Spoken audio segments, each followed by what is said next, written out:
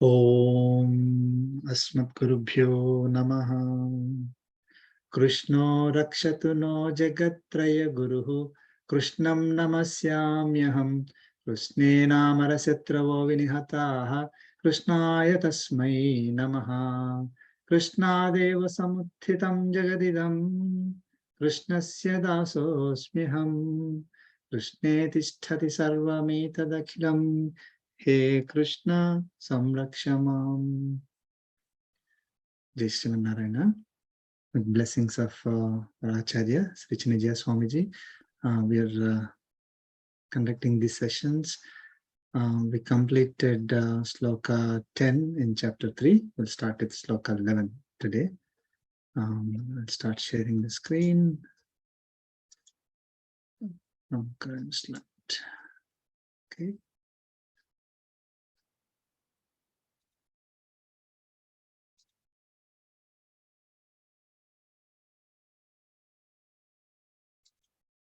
Share screen.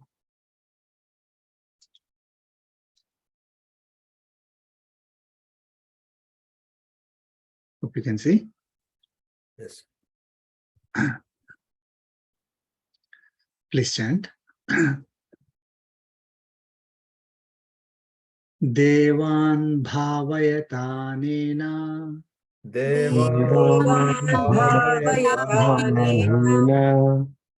te deva bhavayantu vaha. Te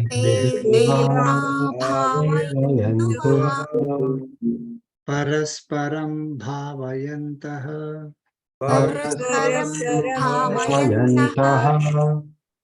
Shreyah paramavapsyatha.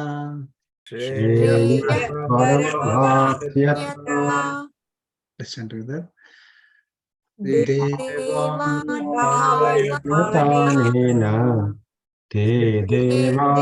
bhavayantu vaha parasparam bhavayantaha Shreyah paramavapsyatha.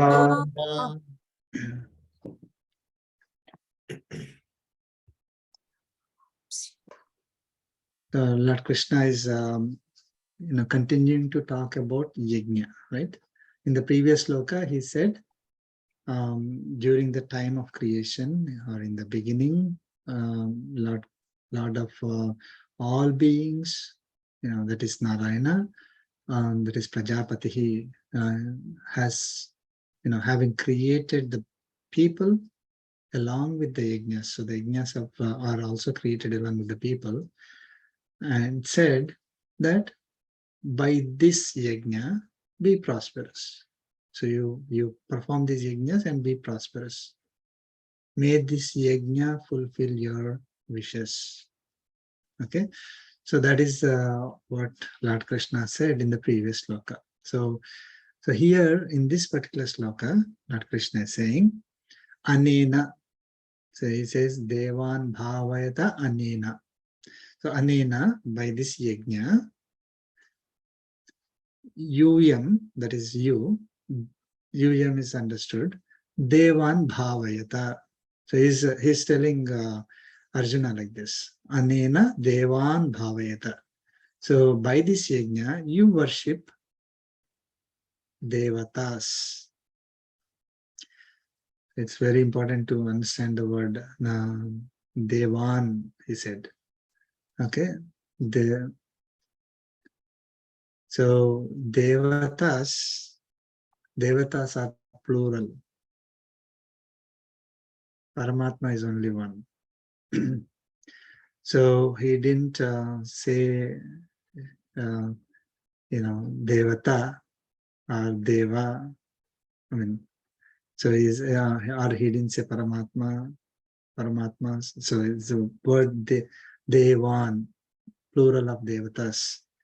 So by this yajna, you worship the Devatas. Who are the Devatas that we learned? Devatas are forces of nature, right? So, for example, sun, air, fire, water, these are forces of nature. So Vayu Devata, Varuna Devata, Indra. So all these, so we have Deva, Manusha, Tiryak, Sthavaras. Devatas are a classification of beings, superior compared to Manushas. Manushas are human beings, are another next classification. They are superior to Tiryaks. Tiryaks are other animals, other animals and birds, insects, virus, and all that. So that is Tiryaks. And Tiryaks are different classification compared to Sthavaras, which are stationary objects. Okay, like trees and mountains, stationary beings. They are also beings. Very important. So these are the four types of beings that Paramatma has created. So Lord Krishna is saying that by this yajna, you worship the Devatas. Then what happens? Te Deva, those Devatas,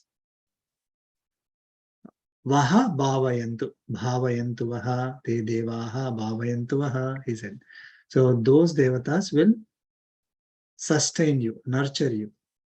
So you worship the Devatas, they will nurture you, they will sustain you. Right? I mean, with sun only we are living. If sun is not there, we have to pack our bags and go. Right? So there's no, I mean, that's one Devata that we are seeing. There are several forces of nature that are always helping us. Okay, they are helping us sustain, so helping us live in this world. Okay, so we have to recognize that. So with that recognition, we have to worship them. So by these yajnas, you worship the Devatas. Yajnas conduct these activities that you're doing as worship to Devatas. Okay, so then they will, they will sustain you, they will nurture you. Parasparam bhavayantaha, that is supporting each other. Sreyaha param avapsyatha, or param sreyaha avapsyatha, that is, you will get the highest good. Param is highest, right? Sreyaha is good. So you will get highest good. What is highest good? Moksha. Moksha. Yes. So, I mean, that is the ultimate. So when, if we conduct our activities as yajnas as worship to Devatas, they are sustaining us, who are sustaining us, right?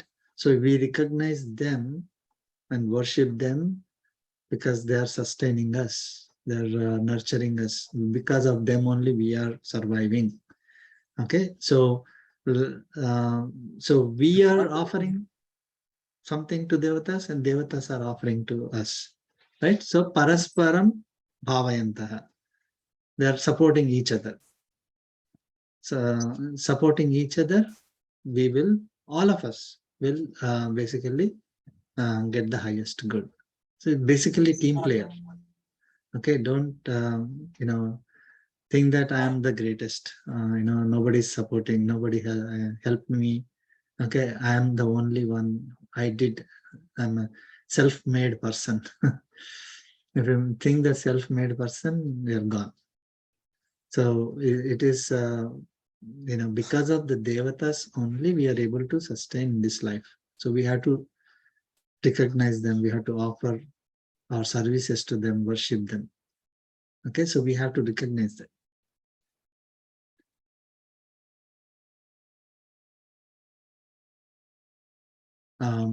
So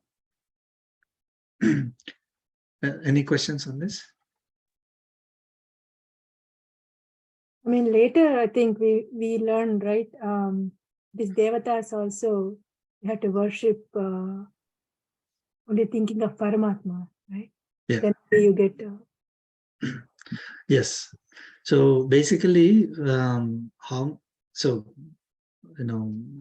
Devatas are also dependent on Paramatma.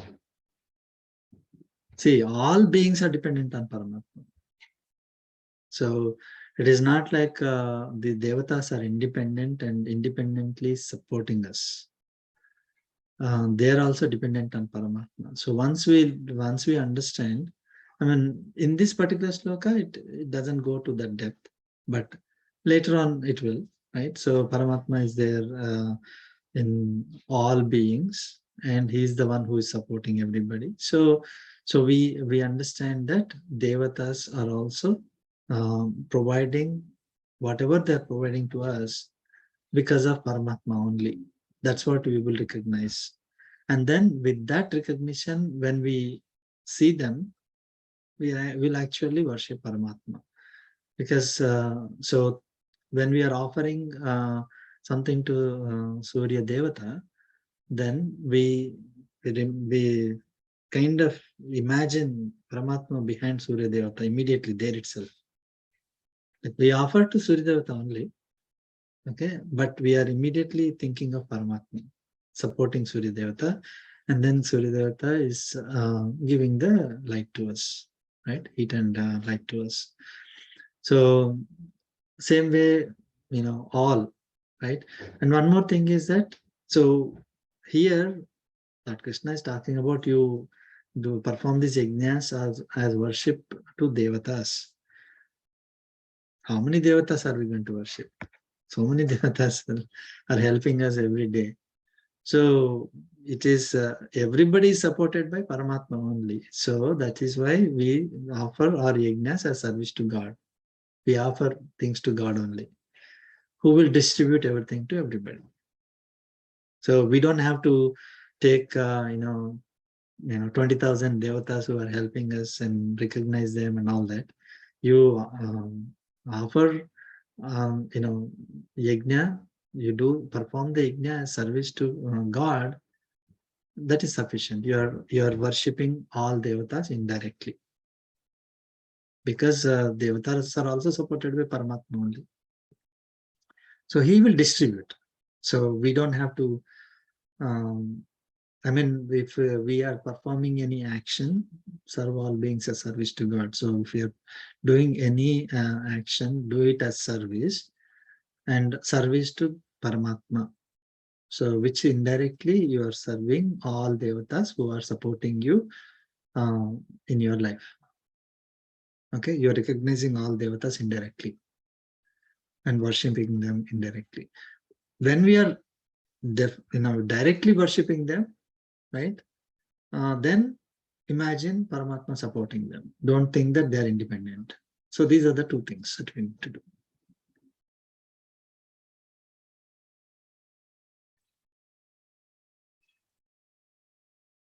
Okay, so I'll move to the next one. Share my screen. Share.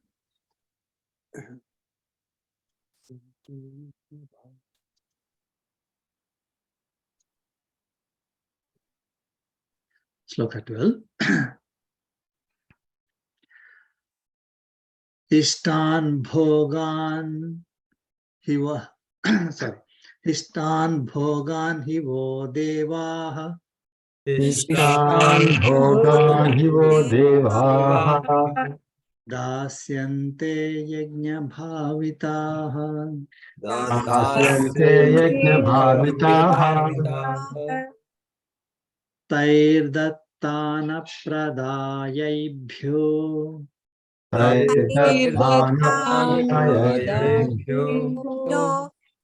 yo bhunte stena eva saha.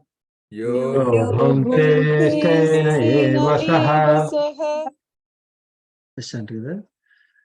Ishtan bhogan hivo devaha दास्यन्ते यज्ञभाविताः तैर्दत्तानप्रदायैभ्यो यो भुङ्क्ते तेन एव सः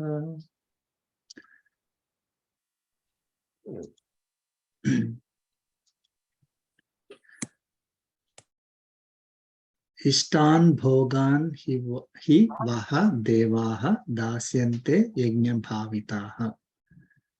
Okay, so in the previous sloka, what Lord Krishna said is, you by this yajna you worship Devathas and they will nurture you, right? So yajna bhavitaha devaha, in the current sloka, Lord Krishna is saying, yajna bhavitaha devaha, Devatas who are worshipped by the yajnas, Ishtan bhogan dasyante vaha. Okay, Ishtan bhogan, desired necessities, dasyante vaha. Okay, so they will give you the desired necessities and enjoyments to you. Okay, yaha bhunkte, the fourth line. Okay, yaha bhunkte, whoever enjoys or who enjoys, taihi dattan apradaya ebhyaha, tair dattan apradayebhyaha. So taihi dattan apradaya ebhyaha, things given by them, okay, without offering to them, okay, saha stenaha eva, such person is a thief.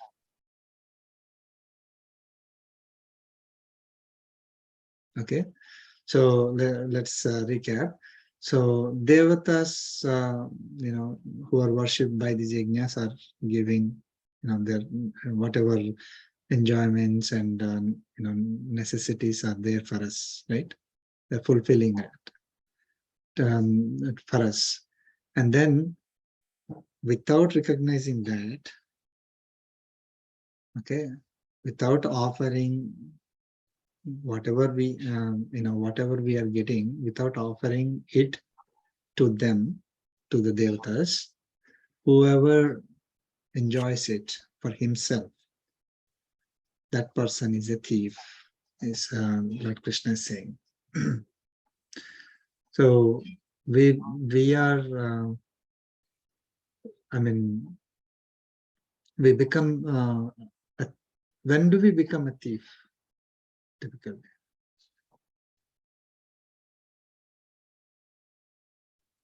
when we are taking something which is not belonging to us. yes. Yeah. So something that is yours, I take it as mine. Okay, I'm stealing it. I become a thief, right? I didn't earn it myself. That does not belong to me. You produced it. It belongs to you, and I simply say, okay, I grab it and then say, okay, this is mine for me to enjoy. So, right? So you work very hard. You get, at the end of the month, you get salary, and then I simply come to you and then say, okay, this is mine, and I will enjoy. Right? So become a thief. That person becomes a thief. That's exactly what, if we don't recognize who is giving these things to us. This is, we are earning everything by ourselves, or somebody is giving, offering to us. Somebody is giving it to us, or somebody is, basically because of someone we are getting the result, right? The result is because of our own efforts or because of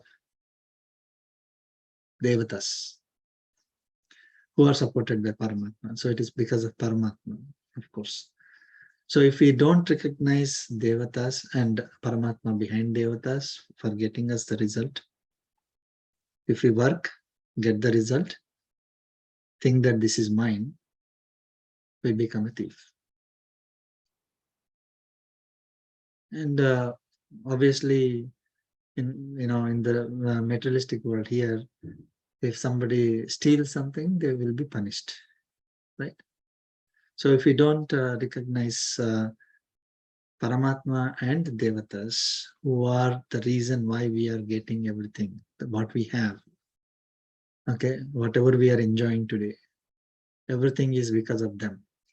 If we don't recognize that, we become thieves, and obviously we get papa for stealing. We're not really stealing from a from the local government materialistic point of view, but we are stealing really, and then assuming it is ours and enjoying. So we earn papa because of that.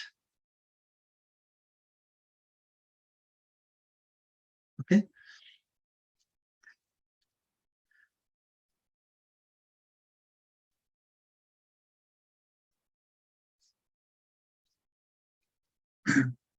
So very important to recognize things here, right? We have to recognize the Devathas here, who are the reason why we are sustained, we are living here. Devathas who are supported by Paramatma, of course.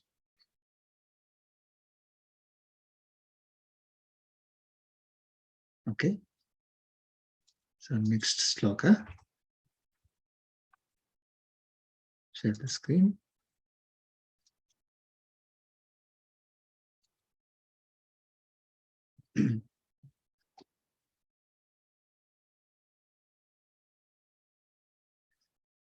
Please chant. Sloka 13. Yajnasishtasinah santo Yajnasishtasinantanto muchyante sarvakilvishaihi Muchyante sarvakilvishaihi sarvakilvishaihi bhunjate te tvagham papaha bhunjate te Ekvagham vadham papaha papaha ye pachantyatmakaranat. ye ye pachantyatmakaranat pachantyatmakaranat. Let's chant together. Yajnasishtasina santah Santo Muchyante sarvakilvishaihi Bhunjate te tvagham papaha ye Jate pachantyatmakaranat tvagam papaha ye ye pachantyatmakaranat. pachantyatmakaranat. Okay. Yajnasista asinaha santaha. Yajnasista asinas santo. Yajnasista asinaha santaha. Santaha is good people. So good people who eat food only after offering to Devathas. Okay. Sarva kilbishaihi muchyante. They are liberated from all the sins. They are liberated by all the sins. Sarva kilbishaihi. That is the third vibhakti. So by all the sins, muchyante, they are liberated. Okay. Bhunjate te tu agham papaha. Bhunjate te tvagham papaha. So bhunjate te tu agham papaha. So tu means but. So it's saying, so whoever, good people, in the previous sentence it said, good people who eat food after offering to Devathas are liberated by all the sins. So they are not getting any sin. Okay. Tu but or however, ye, those atma karanat pachanti, those who cook food only for their own sake, atma karanat, for their own sake. They is they or those papaha, they're sinners, agham bunjate, they're eating sins. Those sinners eat sins. So those who eat food after offering to Devathas, they are liberated by all the sins. But if someone is cooking food only for their own sake, they are simply eating papas. They are eating sins. This is very, we think papa is hurting somebody, right? That's punya is helping someone, donating, these kind of things. If you do, then we get punya. And papa is only when we hurt somebody or do something really bad, right? That is what we think. But we are basically earning papa. Eating papa is that what we are acquiring papas, right? There's nothing like eating papa and then getting digested and all that. Eating papa means you are acquiring. Okay, so basically we acquire. So in this particular context, he's saying eating food is equivalent to eating papa. So if I don't offer the food to the Devathas, and instead I cook it for myself and eat it for myself, then I'm simply acquiring papas, acquiring sins, and we become sinners. These are the sinners.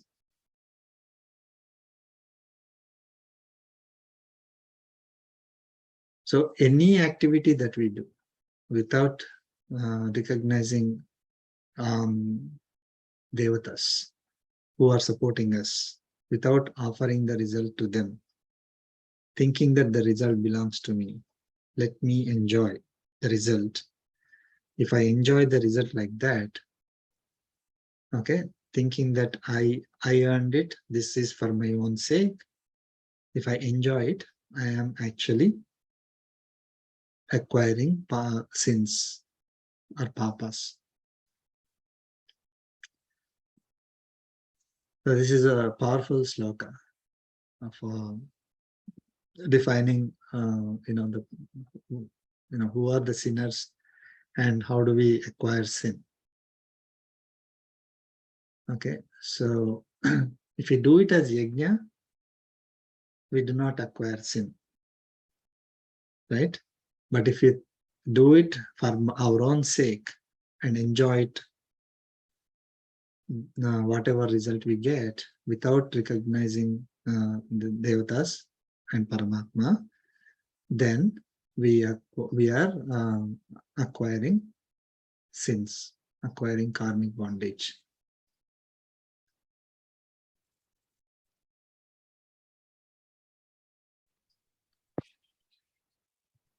So I have a question.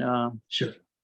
It's kind of related, may not necessarily mean exactly the same thing, but going by the literal meaning of this, I understand, that we're talking about doing anything, we have to do it like offering to God. But let's say I go by the literal meaning of when you cook something, you offer to God before even you try to eat it. So usually, like if we, offering means, okay, we pray and we think about God before we start, taking eating the food. But when you put that food, like sometimes we want to put it in the little bit in the temple, in our puja place and all.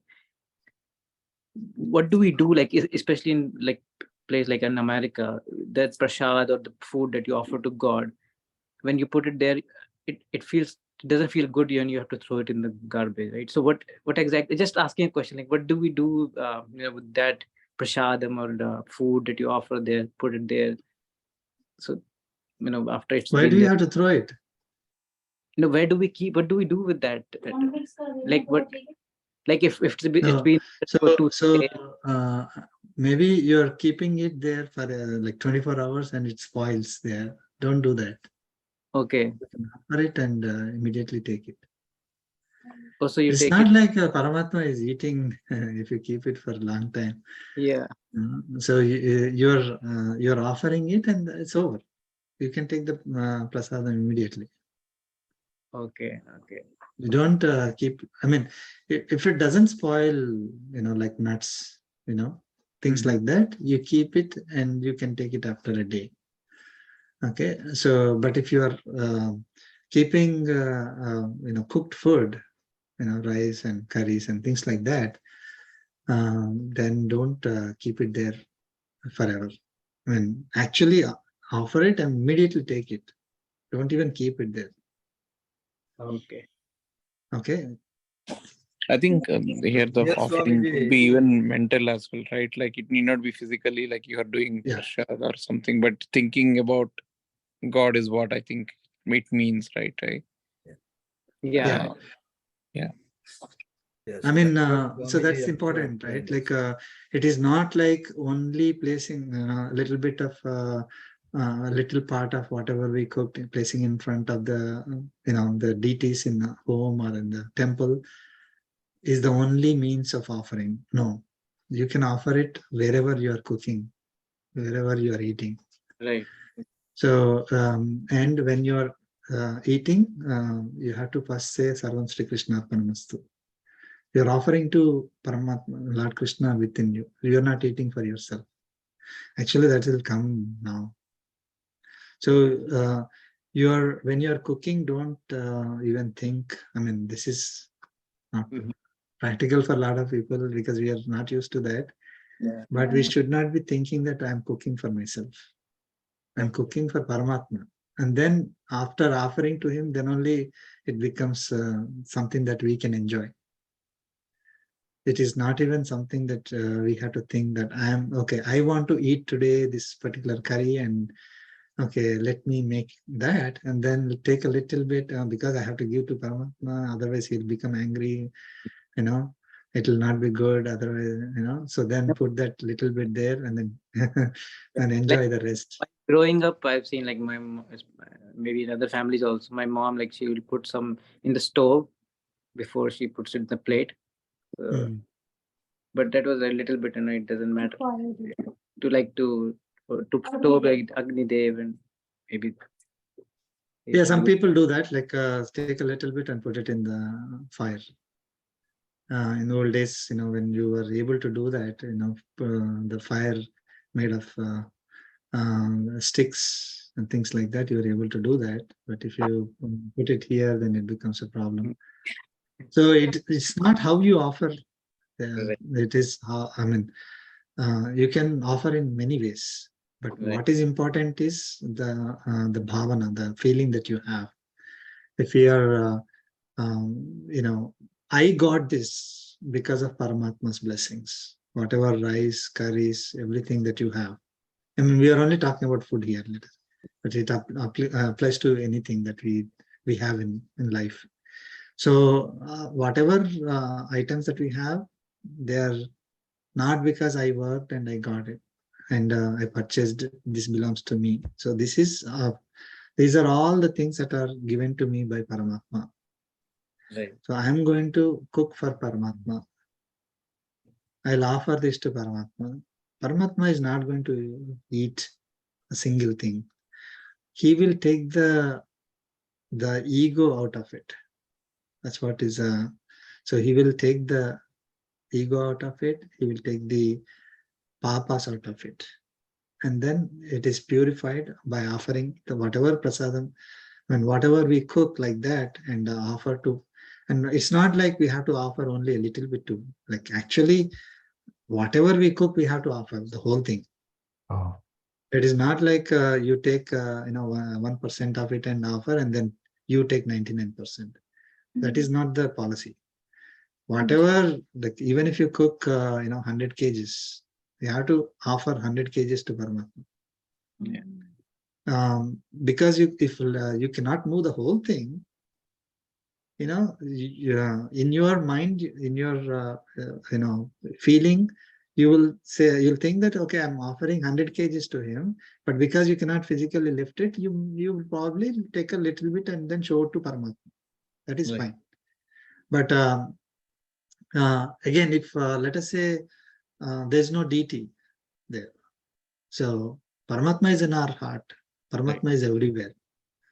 Okay, so you can offer it to Antaryami, you can offer it to Paramatma who is everywhere. Okay, like Antaryami is a Paramatma everywhere. So we can offer it to deity, the Archamurti, either in our home or in temple, or you can offer it to Antaryami. Right. Once we offer it, then we take it. So that's what, like, if you are not able to offer it, you can simply cook everything, and then when you are eating food, you just say Sarvam Sri Krishna Arpanamastu. So it is for Paramatma that we are eating. Okay. Okay. So We say, one thing, sorry. can we say he takes in a subtle form of everything? Like, He doesn't take that food. He's taking the bad feeling out of it. Yeah, the food comes to us only. I mean, even if you offer our salary or whatever possessions that we have, we believe that it is his. It is not my house where Paramatma is a deity form is living in a small corner. This house belongs to Paramatma, and I am living in it. Sorry, one more So, question. yeah. Out of context again, and sorry, I don't want to waste time too much, but since we touched on the topic, I have another doubt which I wanted to ask. So when we light diya and also whatever is like leftover cotton, what do we do with that? Like, I usually keep it aside. I'm not sure what should we do. I don't want to throw it anywhere because what should we do with that? Anything just leftover from puja. The purpose is over. Once the purpose is over, it can be recycled. Okay. Okay. After our body's purpose is over, where does it go? Right. Okay.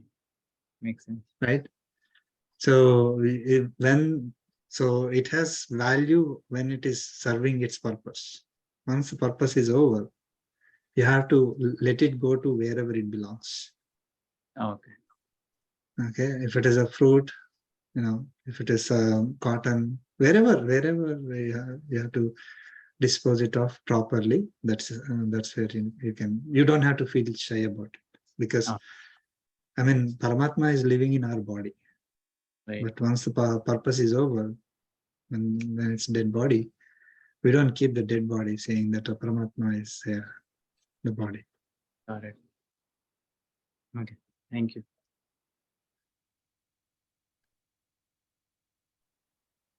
I have a question, Andy. Sure.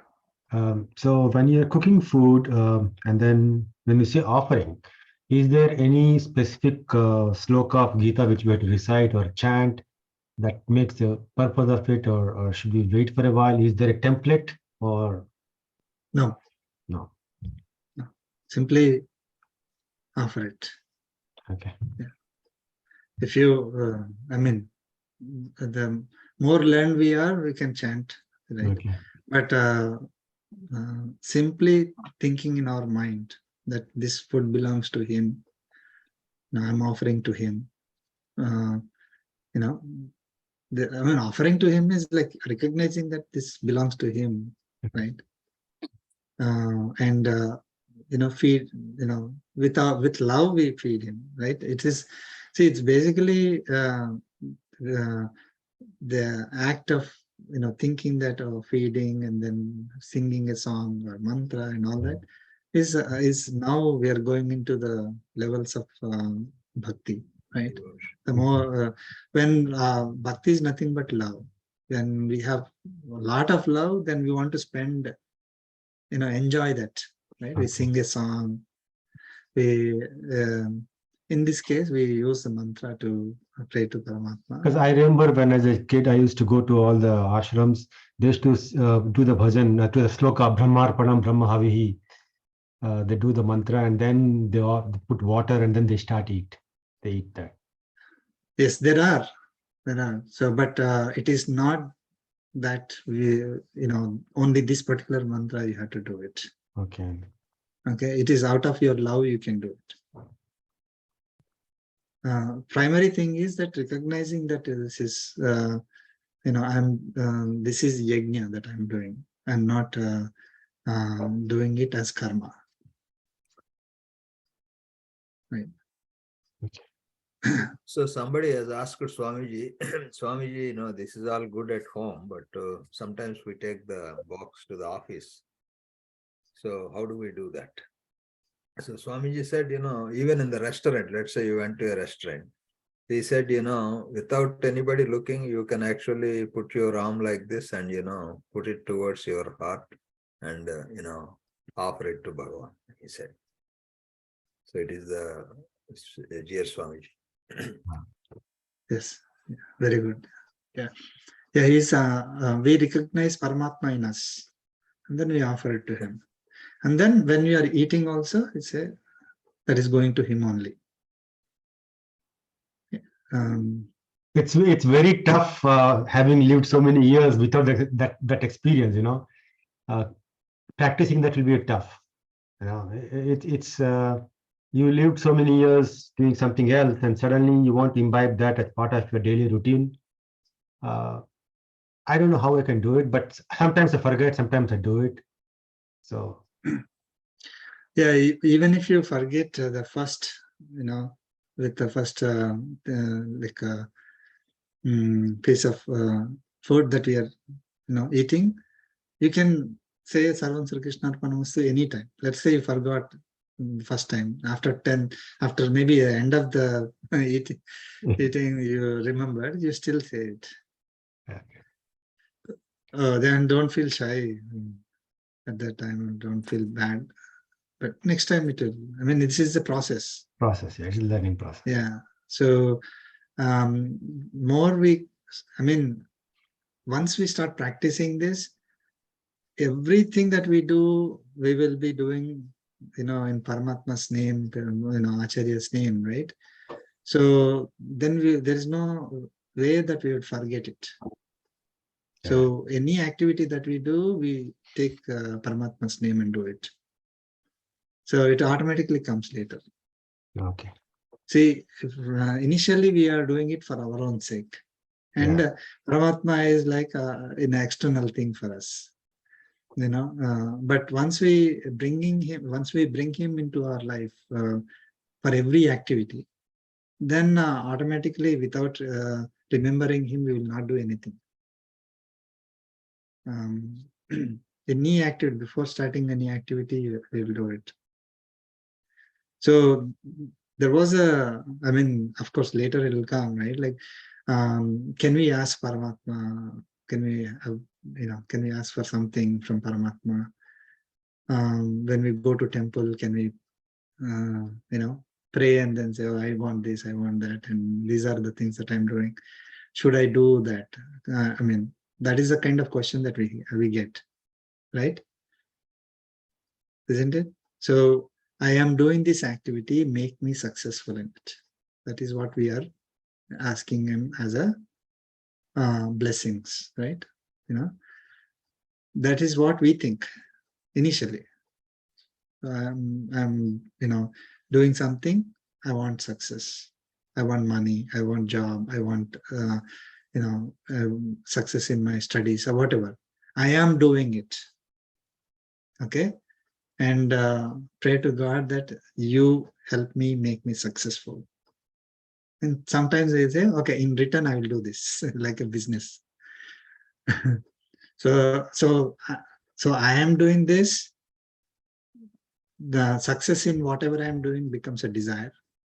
So we are expressing our desire to Paramatma.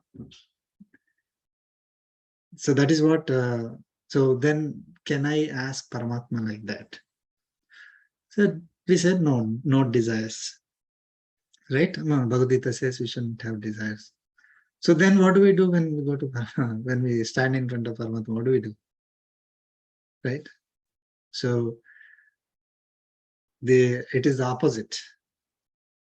The opposite is I am doing your activity. Okay. If I am doing your activity, I have to tell you what the activity is. So I have to tell every activity to him. So it is not like I will only, I am doing 100 things and I need help from God only on one. So I'll go to temple and then ask for success in that one activity. Okay. So that is typical thinking, right? But irrespective of whether it is easy or difficult, irrespective of what activity it is, right? Every activity that we are doing is his activity only. So then we have to offer it to him first. You tell him, saying that I am doing this. You are the leader here. I'm just a follower. I'm just an instrument. So God, I'm doing this as your activity. That's what he's offering. So, and then we perform the activity. So it is not even, so basically we do the same thing, offer that, we are mentioning that activity to Paramatma, but not from the perspective of a desire, but we are from the perspective of recognizing that every activity that I do is yours. So it is our duty, it becomes our duty to, offer the activity to him. Then whatever result comes is his, right? So then again, after the result comes, we will think, this is Paramatma's blessings, then I can enjoy. So cooking is an activity that his activity, his material, his activity that we are doing. And then the result is cooked food. We offer it to him, enjoy. Then you can enjoy. Enjoy. So there we are not cooking for our sake at all. So coming back to food, right? Are there any specific foods which we can or we can't offer? Because we are saying everything is from Paramatma, right? Whatever we get. See, we have to take sattvic food, preference sattvic food, right? So, offer sattvic food. It's not like, okay, I will take rajasic food because I cannot offer that to Paramatma. I will not offer there and I will enjoy rajasic food. That should be no, right? So if let us say you want to eat rajasic food, even offer that also to Paramatma. Paramatma, of course, he is the one who created everything. There's, So again, sattvic, rajasic or tamasic, it doesn't matter. Whatever food we are eating, it is his blessings for him only. Okay, but once we recognize that, this is not my journey. Rajasic and tamasic is not my journey. We will cut down on those and we will go towards sattvic food, and we'll start offering only sattvic. That's what we will eat. If we are not cooking rajasic or tamasic food, we won't offer it to Paramatma. But if we are forced to, because of our vasanas, we are forced to cook them, then offer that also to Paramatma.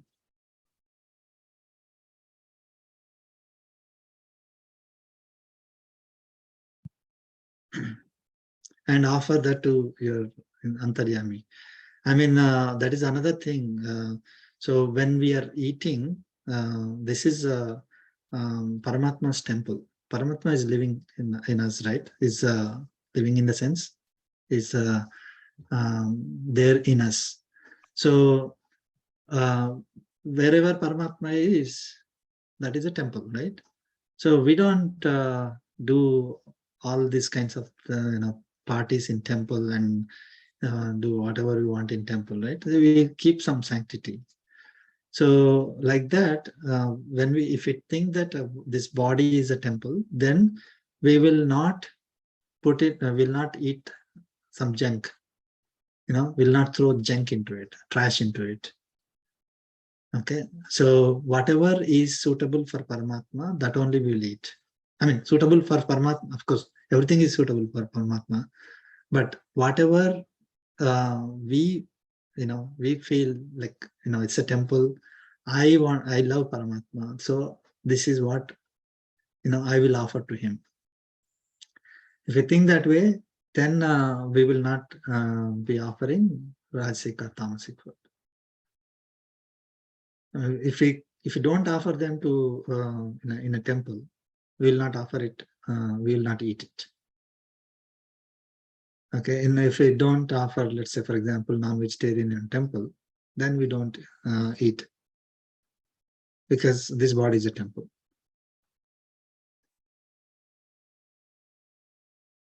But if we are eating it, then offer it.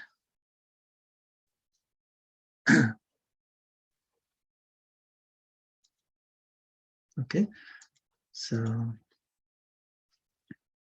here, just before we go to the next slokas, let me take a couple of minutes. So I'll share my screen again.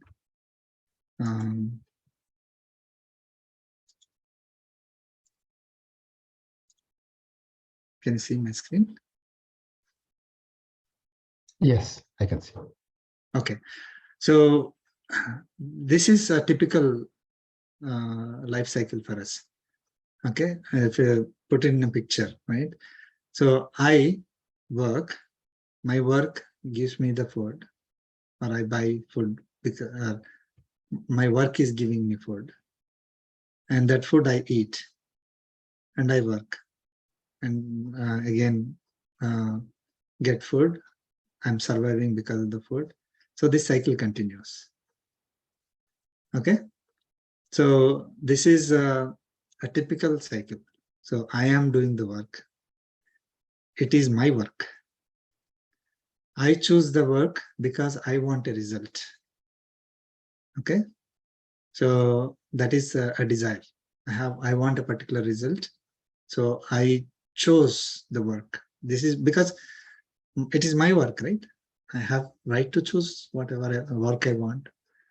Okay, so to satisfy the desire, I choose the work, my work, and I am doing the work only for the purpose of enjoying the results. Okay, because I have a desire. That desire gives me enjoyment. If I satisfy, to satisfy the desire, I work. My work produces results. Okay, we are not recognizing Devathas, Paramatma, and all that. My work is giving me results. These are my results. Okay, the results are for the purpose of my enjoyment. So once I get the results, these are my results. They are for my enjoyment. The purpose of work is to satisfy my desires. Again, right? So I'm repeating that again. Then if I don't have desires, I will not do something. So basically the work and desires go together. If I don't have a desire, I will not work. Okay, if I don't want to eat food, I will not work to get the food. Or if I already have food, I will not work. I will not do my duty. So that is one example.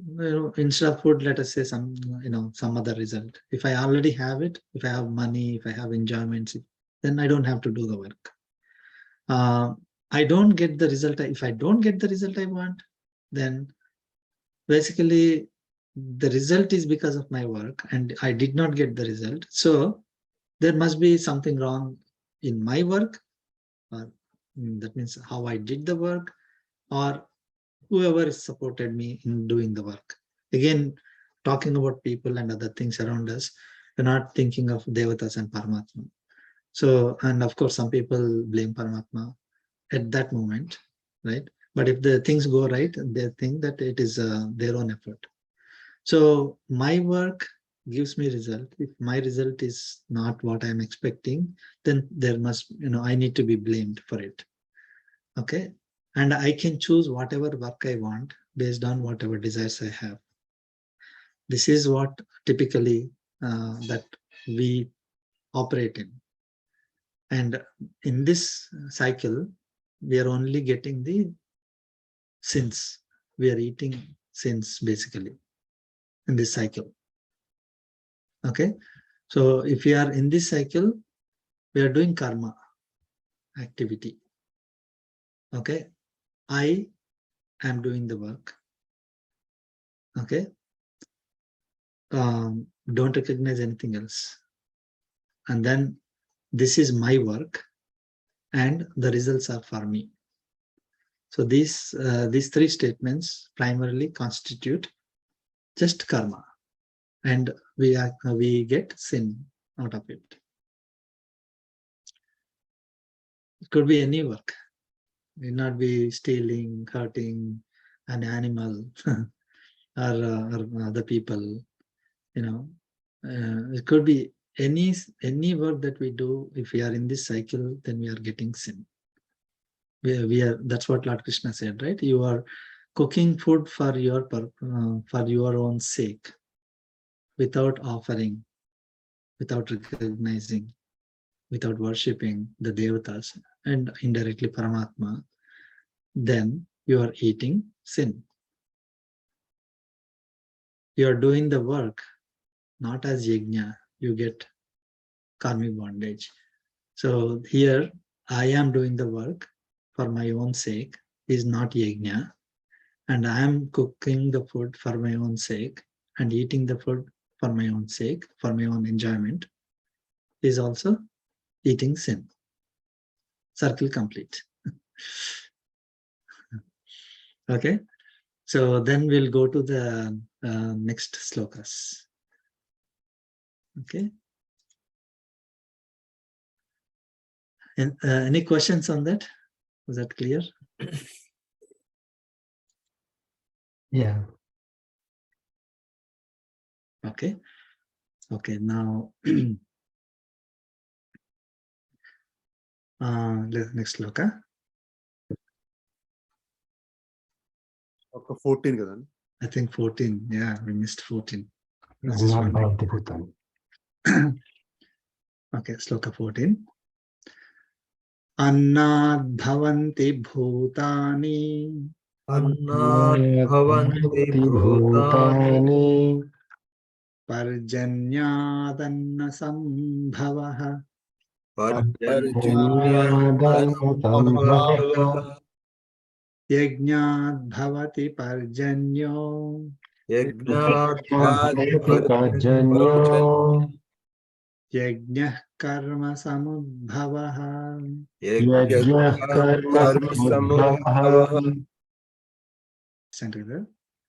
annat Bhavanti bhavanti bhutani parjanyadanna parjanyatanna sambhavaha yajnat bhavati parjanyo yajnah karma karma samudbhavaha.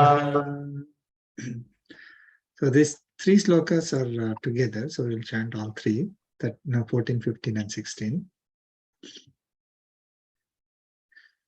Karma brahmodbhavam vidhi Karma brahmodbhavam vidhi brahmakshara samudbhavam brahmakshara samudbhavam tasmat sarvagatam brahma tasmat sarvagatam brahma nityam yajne pratishthitam. nityam yajne pratishthitam. Let's chant together. karma Brahmodbhavam vidhi brahmakshara samudbhavam tasmat sarvagatam brahma Nityam nityam yajne pratishthitam. So next sloka, 16. Evam pravartitam chakram एवं प्रवर्तितं चक्रं nanuvartayati hayah नानुवर्तयति नानुवर्तयति aghayurindriya ramo अघायुरिन्द्रियारामो mogham padha sajivati. मोघं Partha स जीवति Let's chant together. एवं प्रवर्तितं चक्रं नानुवर्तयति हयः अघायुरिन्द्रियारामः मोघं पार्थ स जीवति.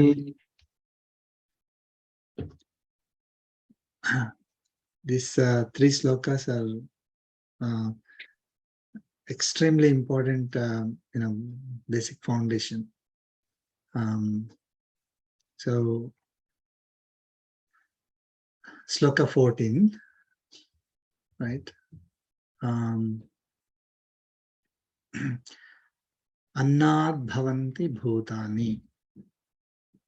Okay.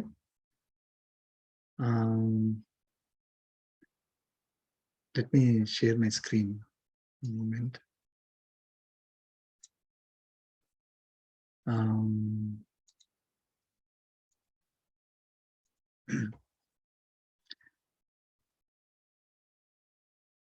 Annat bhavanti bhutani. So this is now a circle. Previously we saw kind of a triangle, right? Vicious triangle. Now circle that Lord Krishna is defining for us. What is that circle? We'll see. Annat bhavanti bhutani. Bhutani are all living creatures. Okay. The bodies of all living creatures. We are all bhutas, not the ghosts. Bhutas are living creatures, bodies of living creatures. They are not bhavanti bhutani. They are, they come into being because of the food. We are surviving because of the food, right? So we are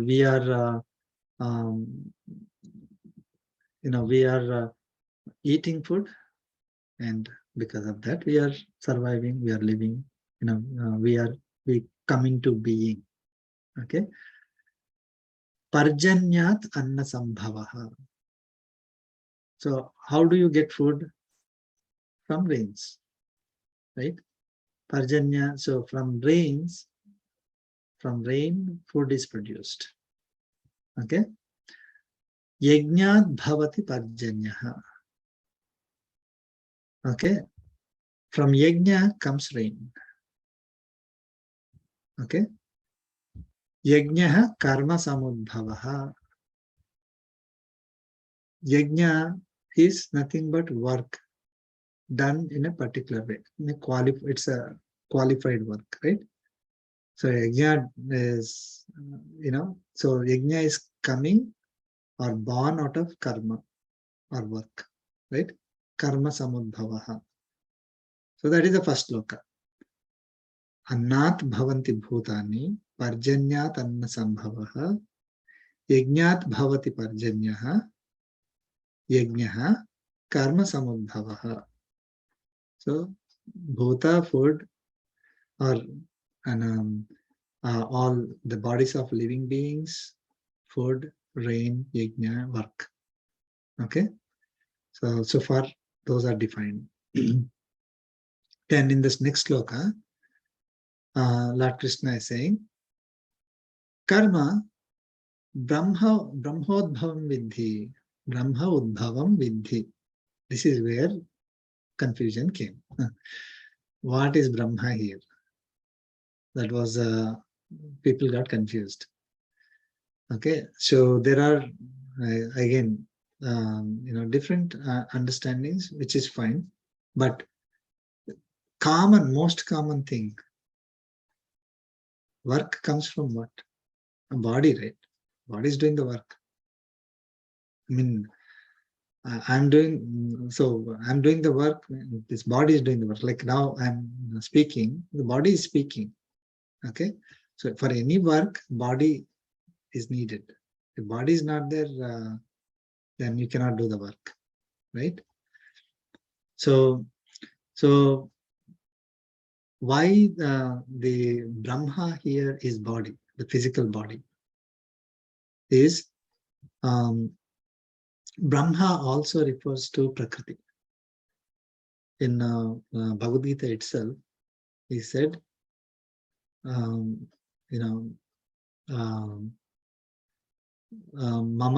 Yoni Mahad Brahma, he said. So that is in that he is inserting the jivas. That is how the creation started. We'll see the when it comes. So Brahma is Bruhati Brahmayati. So that is I mean, there is a lot of research and supporting material on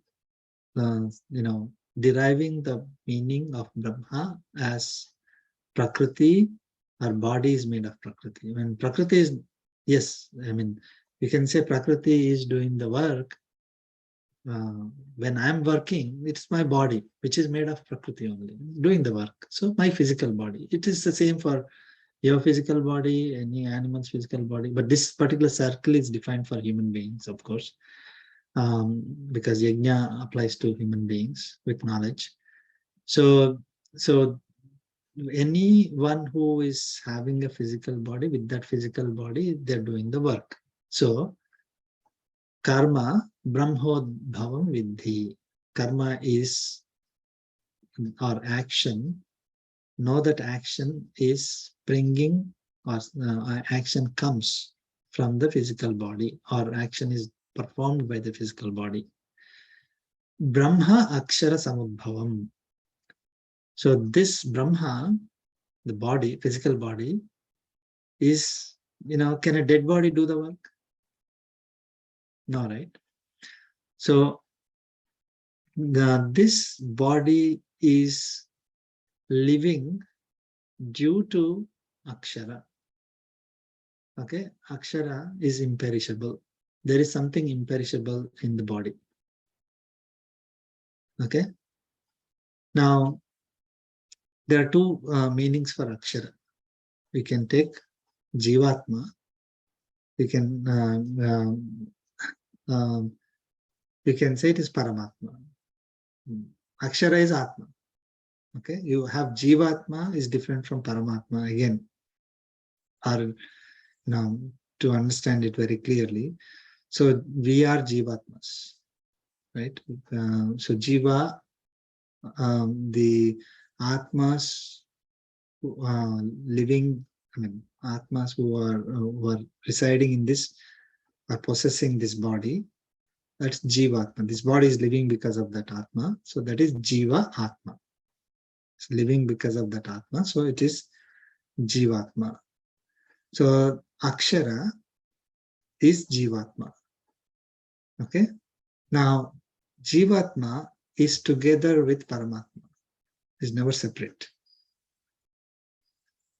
So this is something that that's why we have to recognize that Paramatma is the Antaryami, indweller of all. It includes Prakriti, includes Jivatma. So Akshara, if you consider it as Jivatma, Paramatma is embedded.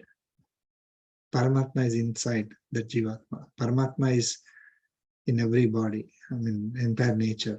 Paramatma is, there is no place in this universe where Paramatma doesn't exist. That's why we call him as all-pervading, Antaryami, right?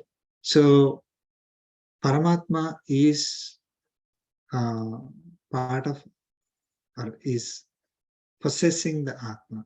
Like we are possessing the body, Paramatma is possessing Atma, Jivatma. Jivatma is able to function because of the, because of Paramatma only. Okay, so Paramatma is never separate. Okay. So Akshara is Jivatma. Because of the Jivatma, the body is living, a living body is doing the work. Okay, so far good, right? Brahma Akshara Samudbhavam. Tasmat Sarvagatam Brahma. Tasmat, therefore, Sarvagatam Brahma Nityam Yajne Pratishtitam. So, Sarvagatam Brahma, again, Brahma is the physical body. Sarvagatam Brahma. So, see, it is we who have to do the yajna. It is not Paramatma who is doing the yajna. So that's why Brahma is not, you cannot say it is either four-headed Brahma or Paramatma. Okay, Paramatma, it is not necessary for him to do anything, right? It is for us. If we have to clean ourselves, Jivatma, we don't want to get the sin. We don't want to get karmic bondage. We have to do it as yajna. Okay, so this particular physical body, Sarvagatam Brahma, is the body which is with everyone. It is not like my body is there all over the entire universe, or my Atma is in the entire universe. Okay, so the Sarvagatam Brahma, body which is there everywhere, that means all of us, right? It is not for me, not for you, not just for me, not just for you, not just for you, like all of us, all bodies, okay, all kinds of people, okay. Nityam Yajna Pratishtitam is ever established in Yajna, okay, or sustained by Yajna, or depends on Yajna. So there is a circle here. How is the circle? So we came from Bhutas and ended up with Akshara between the two. So two slokas. The third sloka, Lord Krishna is saying, Evam pravartitam chakram. So Evam pravartitam chakram, this established cycle of life, right? So when they said chakram, if so, these bhutas must be connected to, like, there should be a link here, right? Like if there is no link between this bhuta and let us say we consider this as Prakriti, or you consider this as Brahma, the link breaks. Who is eating food? Both as the bodies are eating food, right? So if it is a circle, then I have to come back to this body only, which are surviving because of the food. So these living beings, we are all living beings, okay, or bhutas, the physical bodies which are living, they are a combination of Akshara and body. So these three boxes are actually one, right? So when I say bhuta, it is a living, physical living body is a combination of Jivatma and body, right? Only when Jivatma is there, the body is going to eat the food, right? And Paramatma is embedded in this. So Paramatma, Jivatma, and body are all together. They're not separate. The cycle, sir? Yeah, so then the cycle is complete. Okay. So this cycle, again, so this is why there's no confusion here, like there is a body here which is eating the food, The body is eating food only because of the akshara present in it, right? That is the jivatma present in it. And so these three are together. So this bhuta, I should put it as a box here. So that bhuta is eating food. That food is coming from rain, and rain is due to yajna. Yajna is due to work. And work is done by the same bhuta. So, but don't think that you are working, you are doing the work. See, now here the beauty of this comes. Why this whole thing has to be done? Okay. So, is it okay for 10 minutes? I think this is very important. I wish we had time. So Lord Krishna is saying, Evam pravartitam chakram yaha iha na anuvartayati, who does not follow. Okay, whoever does not follow.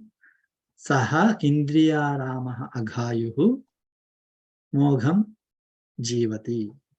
That one lives a sinful, useless life, occupied with sense gratification. That is the meaning. So whoever does not follow this chakra, okay, that person is living a sinful, useless life, running after the senses. Okay, so I'll quickly go through. So food is coming from rain is very clear. Yeah. There's no doubt about it. But rain coming from yajna is something that is confusing, right? So any work that we do as service to, what is yajna? Worship of Devathas, worship to, service to God, right? Is yajna. So in the previous sloka, Lord Krishna said, you by this yajna, after offering to Devathas, you enjoy, right? You enjoy the result. So when you do the work as yajna, as an offering to Devathas, so the rain here, you can actually, there is literature which says that when you conduct the physical yajna, you have the when you do the homam, right? It actually, there are some homams where if you conduct them, you get the rain. That is there, right? But here, when we are taking like any work that we do, right? Like we're going and working in an office, we're not actually doing that homam. So how is that giving the yajna? Is that when we are doing it as an offering to Devathas, one of the Devathas is rain, Parjanya, Varuna Devata. So when you are offering it as, when you are doing the work as an offering or worship of the Devathas, from that you get the result. That is how you need to think, not from jump from work to food. So in the previous case, what we had, bhuta, work and food. Bhuta is also I. There is no akshara and body separation. So we had I, we had work and we had food. I do the work and get the food and eat. But now when we are eating food, we are not thinking that it is coming from my work. It is coming from blessings from Devathas. The food is actually coming from the Devathas, not because of my work. Okay? I have to do the work, but it is up to the Devathas to bless me with food. I may or may not get it, right? So there is so I am doing the, so we are doing the work. So now I should not be thinking that I am doing the work. It is my body is doing the work. That is why The work is coming out of the body. Body which is made up of Prakriti and which has the qualities of Prakriti, Sattva, Rajas and Tamas. Sattva, Rajas and Tamas gunas are the reason, for us to do the karmas, right? It comes several times. So it's actually the body. As an Atma, we don't have to do any work. Atma doesn't have to do any work. Because Atma took the birth in a body, and the body is made up of Prakriti, which has 3 gunas, it is working. Whatever it is working, you should not be thinking that I am doing that. You assign it to the body. Okay? So again, it comes later in the Bhagavad Gita. Whenever you are working, there are you assign that to either your body or to me. That's what Lord Krishna says. Okay, so body, which is having the 3 gunas, are giving us. It is due to that we are doing the work, not I am doing the work. And this body is supported by Jivatma, who is supported by Paramatma. So Paramatma is the one who is doing the work. I'm just an instrument. Right? Got it? So we have to, when we are thinking that I'm doing the yajna, this is the cycle of yajna, right? Nityam yajna pratishtitam. So the one, I am in this body, and if I have to live a sinless life, okay, useful life for a particular purpose. The purpose is to reduce my karmic bondage, to attain ultimate goal. So that is so if I have to live a useful life, sinless life, then I shouldn't be thinking that my work is producing the result for my own enjoyment. I should be working as a worship to Devathas. Devathas will give me food. I eat it. I'm not going to discard it. So so yajna gives me food, not my work. Okay, I am doing the yajna, and the yajna is done by my body, not my work. My in the sense Atma. So the body is doing the work. Body is supported by Paramatma. Now, when we are eating, the previous sloka, what did Lord Krishna say? The food must be offered to Paramatma. We shouldn't be thinking that it is for my own sake. When I'm eating food here as a living being, if I am thinking that it is for me, my own sake, then the circle breaks here, right? There's no connection going from Bhuta to Akshara. Isn't it? Yeah. It'll stop there. So when Bhutas are, they're consuming food as an offering to Paramatma, which is part of Akshara. Okay, so I am Sarvam Shri Krishna Arpanamastu. So I am, consuming it as an offering to Paramatma, not for my own body. So that's why Akshara comes before the body here. So if you're, Bhuta is like a combination of this Akshara and body, then food goes to Akshara. Akshara is the one, Paramatma, right? So Paramatma is the one who is supporting the body. Body is doing the work.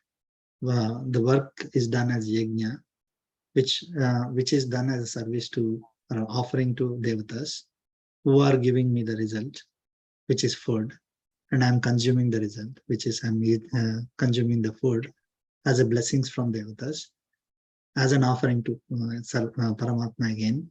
Paramatma is supporting my body, and body is just an instrument in the hands of Paramatma, who is doing the work again. So body is doing Paramatma's work. and not my work. And then work is done as yajna, as an offering to Devathas or Paramatma. So the cycle. We don't show the moksha in this. That's not this birth. right? Yeah. So basically, with this, it will be sinless life. Okay. If you break it anywhere between, right? If you take only these three boxes, like bhuta, which is I, and work and food, then it is breaking the cycle. Or I mean, if you don't do it as yajna, it's breaking the cycle. Thinking that my work is producing the food. Okay, so then if we break this cycle, then we are getting sin. That's what Lord Krishna is saying. If you are within this cycle, then we are safe.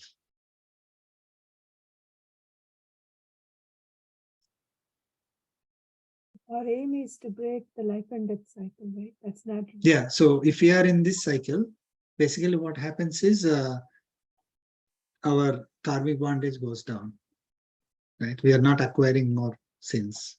We are not acquiring karmic bondage because we are doing it as yajna. And once our karmic bondage is reduced, then we'll be on the path to liberation.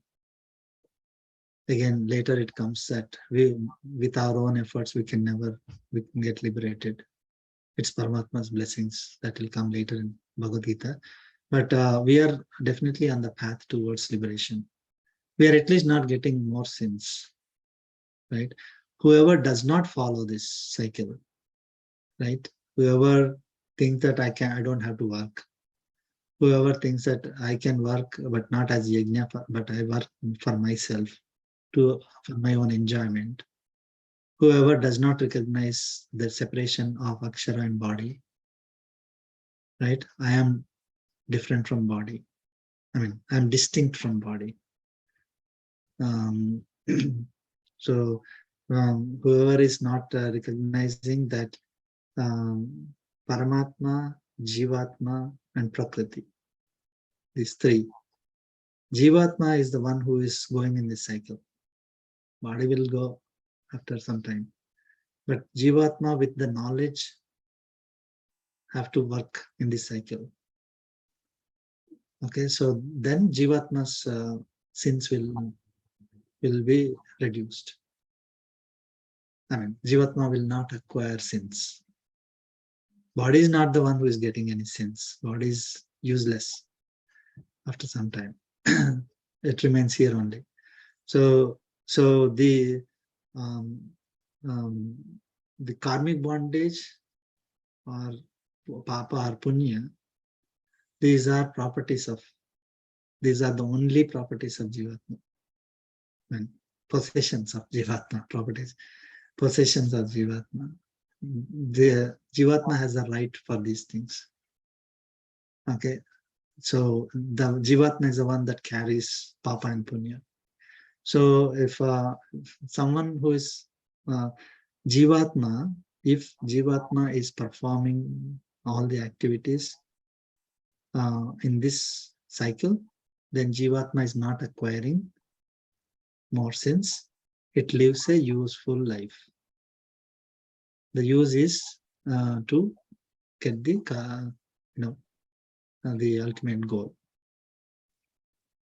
Again, for the Jivatma, body will have ending. So the Akshara, the one that is imperishable, is the one that travels in this cycle.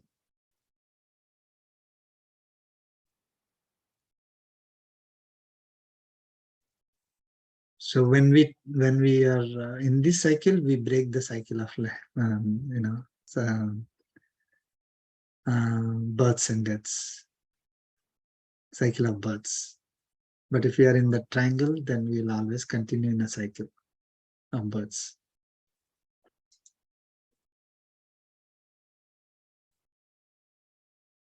So, got it?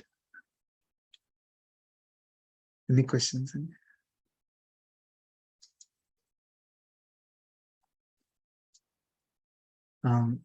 this is a very useful, I mean, and again, the concept of chakram, right? The circle was not clear when people try to interpret Brahma in a different way, or Akshara in a different way. So it was getting disconnected, because one side is Jiva, like our bodies. The other side becomes suddenly four-headed Brahma, or the Paramatma. So there is no connection between our body and like Paramatma there. So it becomes likely, but again, with the blessings of our acharyas, I mean, we are able to see that circle. So the circle is complete, and connect the dots between everything that we learned so far and everything that is presented later should not conflict with this particular circle. I think Ramanujacharya has closed it. Yes. Ramanujacharya, nobody could close it actually. Yeah. Well said. It is one of the deepest knowledge of Bhagavad Gita. We are so fortunate to receive it today. Right. Yeah. Again, Bhagavad Ramanuja, who was born like 1,000 years ago, 1017, lived for 120 years. He is the one who solved this puzzle, and explained the circle, why it is a circle, and again, with Acharya's blessings, we are able to convey that message.